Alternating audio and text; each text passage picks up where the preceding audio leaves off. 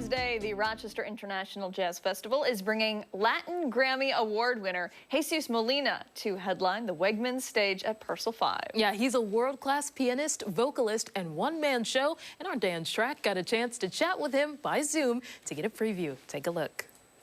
I want to, if we can, talk about the Rochester International Jazz Festival. Okay. This, I believe, is your first time, correct? Very first time, yes. What are you looking forward to most about coming to the great state of New York and to the beautiful flower city, Rochester, to take part in the Rochester International Jazz Festival? Well, to me, definitely it's a complete honor being invited to such an incredible festival. New York people, energetic people, beautiful people. So a lot of cultures, a lot of people there. I just want to showcase the music that I have, and it's going to be a complete party. Basically, what we're going to do is, this is a journey. We're traveling in all countries with the music I'm bringing, especially my roots, South American roots. But of course, we have some Middle Eastern, we have some Indian flavor, we have so much music, and of course, combined to jazz fusion, which is the root of everything. So I want to, if we can, talk about a particular word, and I hope I'm saying it right. Selah, correct? Yes, Selah. Selah. It's rich with spiritual and cultural layers, and it's also, I believe, the name of your new album. Exactly. Talk to us about the music that people will hear on Selah and what it means to you when you get up there and you get to perform for crowds of what are guaranteed to be thousands of people in Rochester, to see you on that stage. What does that feel like? Well, Selah to me, it's a love letter to music. Every song that I wrote for this album, it means something. It means a stage in my life, a period in my life. So then when I started putting this album together, of course, like the melodies, because the problem is when you don't have lyrics to express what you want to express, then it gotta be that melodies that express that sentimentals and all of the feelings that you have in that moment. Then when I decided to do Selah, I said, this is a love letter to music. I'm so grateful to do music.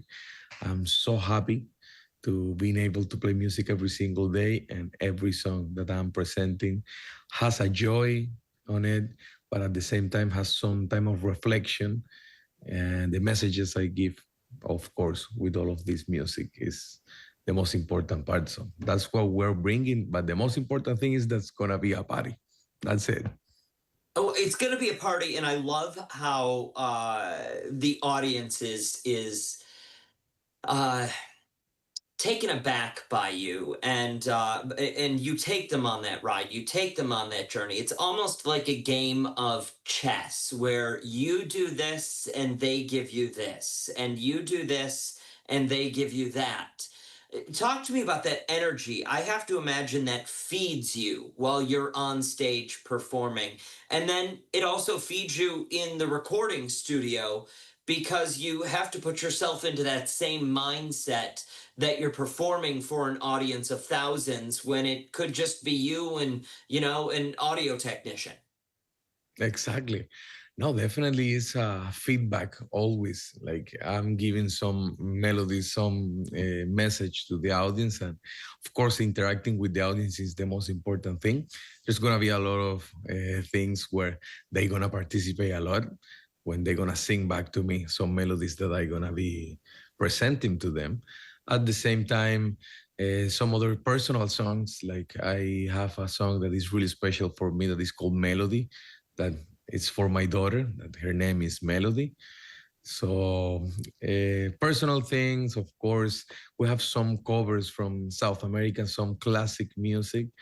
I sing some classics in Spanish, some original music too that I bring to my Latin community. And of course, like I've been bringing all of this music all over the world, like India, Indonesia, Japan, Singapore, and some other countries too that we've been on tour. So it's always a great pleasure exploring different cultures with the music because by the end of the day, no borders at all when it comes to music.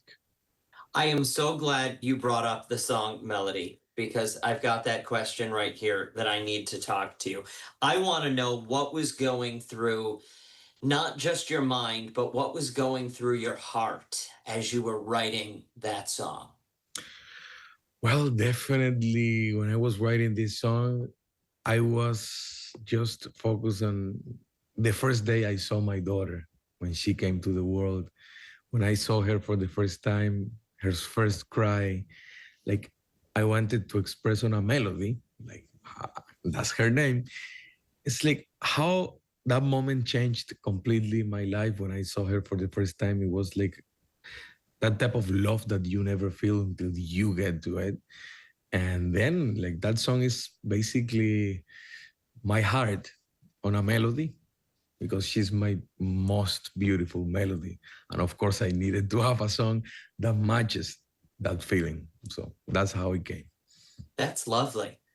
Has having a daughter, having a child, having that love that you've never experienced before, has that changed your approach to music and how you write music now and how you imagine yourself writing music in the future?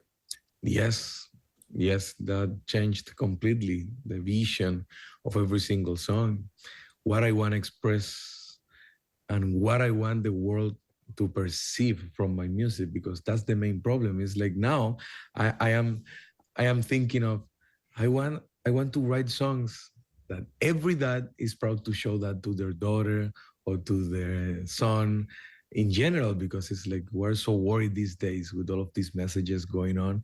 Like, oh my God, please, honey, cover your ears. I don't want you to hear those type of things. So definitely, that's my approach now to write music, positive messages, because the world right now needs that a lot. You have said everything that comes out of me that can't be explained is from God. It is 100%. Explain that to me. Well, everything I do, everything I have in my life is because of God. Every single melody that comes to my life definitely comes from Him. I am just a tool. I am a simple tool, and I am so privileged to be that tool that because God can choose whoever He wants, but by the end of the day, He wants to choose me, and I just gotta be obedient and start playing whatever comes to my mind. Of course, organize it and put it together. That's what I should do. But we're just, by the end of the day, a simple tool that God used. It sounds like that is a great deal of responsibility, no? It is a big responsibility. Yeah. So how do you make sure that you on a daily basis do you remind yourself of this on a daily basis to make sure you Or, stay on track, you stay the course, you of steer the course, ship? especially when you see all the feedback from the people, everybody commenting, oh my God, that's so beautiful. That's amazing. Oh my God, that's great. All of this is not fuel for my ego. All of this is fuel to keep the hard work with this huge responsibility I have. Because if you do something good, then the next one gotta be better than that one. And that's when the responsibility comes, because when human beings we just get stuck in the comfort zone where we start forgetting, okay, now everybody is telling that it's great, so I can relax now. No, that's the time that you gotta put the hard work even harder and harder and harder in order to keep growing that. So Well, listen, I think you're very fortunate to have just had a daughter, but I really think she's very fortunate to have you as a father who seems like you've got it together. I have a feeling you're going to be a good leader for her as a dad. So congratulations for that. And we cannot wait to have you at the Rochester International Jazz Festival. Once again, thank you so much for taking time out of your schedule to speak with us this morning. And for anybody out there at home who wants to learn more, we will post all that you need to know, including the full lineup, in the jazz section on foxrochester.com. Don't go anywhere. We're back after this.